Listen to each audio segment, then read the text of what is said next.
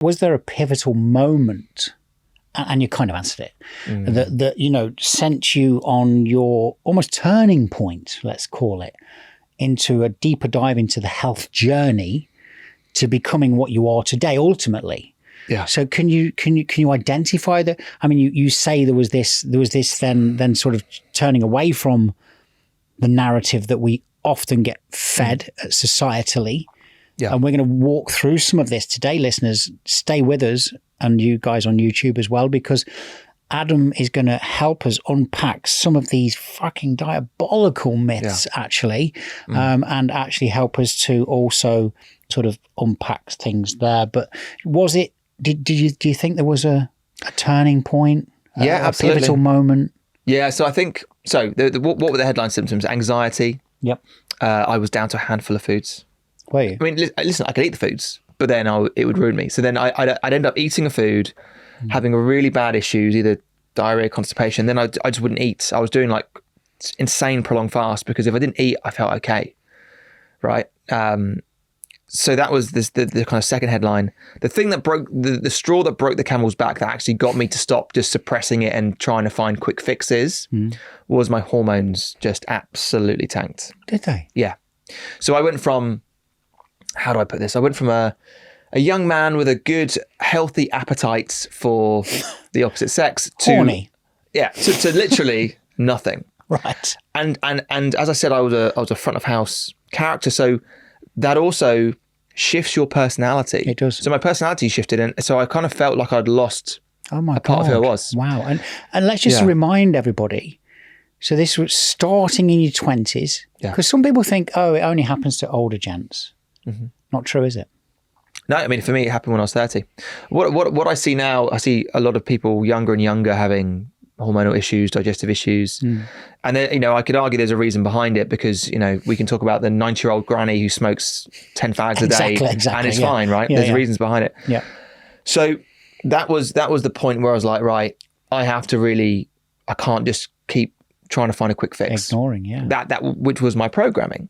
So the first thing I did, I went to the doctors because that's what I knew. And I mean, at the time I had to wait 3 weeks, which I thought was diabolical, but I hear now it's even worse. I haven't been to a doctor. I don't think I've been to a doctor since that appointment 10 years ago. Right. And, you know, I said, listen, I'm not feeling great. Something's going on. And so another thing I was losing my hair. So I was having like bald patches. Wow. Yeah. And for those of you just listening, check out Adam online or look at photographs wherever you can see them. He has the most... The before and afters, yeah. I mean, your hair is phenomenal, isn't it? You know, now I'm talking now, you know, I mean, it's your brand and everything, because you've got this beautiful head of hair. It's phenomenal. Yeah. So, I mean, back then I had shorter hair, but I was getting patches, bald patches. Yeah. And again, what was the mitigation? Well, I'll just shave my head. No one can see, right? God, right. So I go to the doctor and say, listen, my hair's falling out.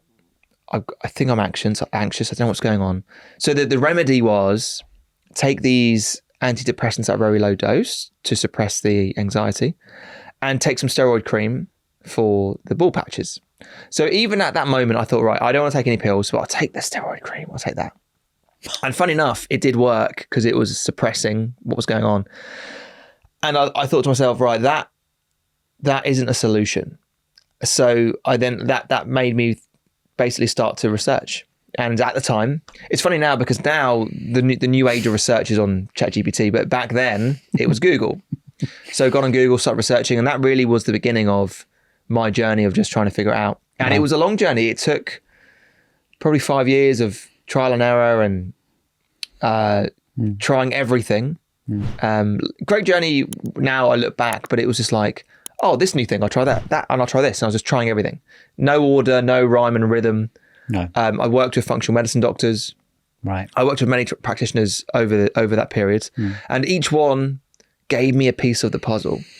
But it wasn't until I started doing the cleansing where I was getting loads of like 1 or 2% gains.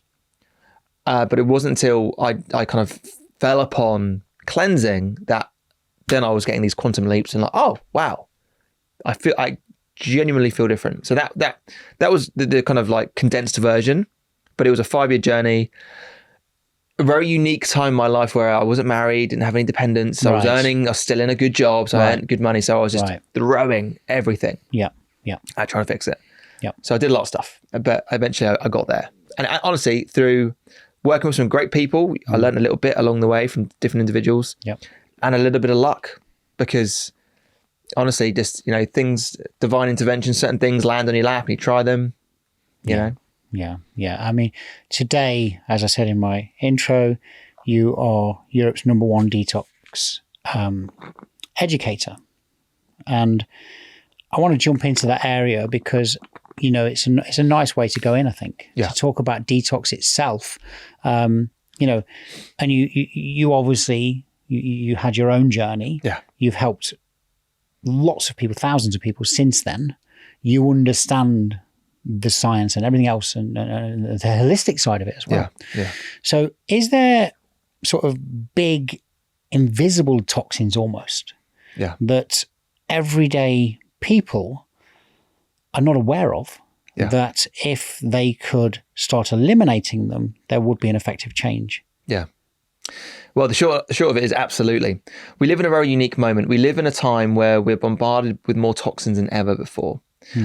I sometimes get the argument, people say, listen, Adam, love what you're doing, but listen, I've got a liver, I've got kidneys, I'm good. Don't worry about it.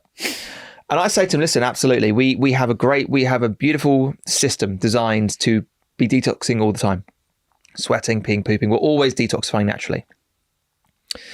The challenge is the following. We do not live in an environment that we're designed to live in. Our genetics, our wiring is the same as our hunter-gatherer ancestors 250, 300,000 years ago.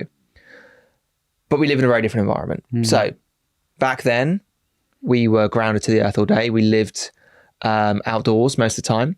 We ate locally. We ate seasonally. We weren't exposed to non-native electromagnetic fields. We were in tribal communities. There was no central heating. Yeah, depending on where you were, right? And we drank spring water from this. Like, we lived in a completely different an environment that we're designed to live in, living in this with the cycle of nature.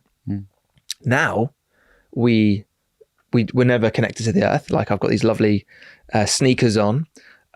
We don't live with the night and day light cycles. Our circadian alignment is off. We can stay up 24/7. Yeah. We don't eat locally. We don't eat seasonally. If you have an avocado from Waitrose, it's probably from somewhere else. Yeah. So we live in a very different environment. Alongside, we are exposed to these man-made chemicals. They're called, the actual scientific word is toxicants. Wow. So toxins, by definition, are chemicals from nature. Toxicants are man-made. So we are exposed to these toxicants. And if you look at any graph, everything's just going like this. Plastic production, heavy metal oring from the earth, electromagnetic frequency, everything's going in one direction. Which is up. Again, audio listeners, we're going up now.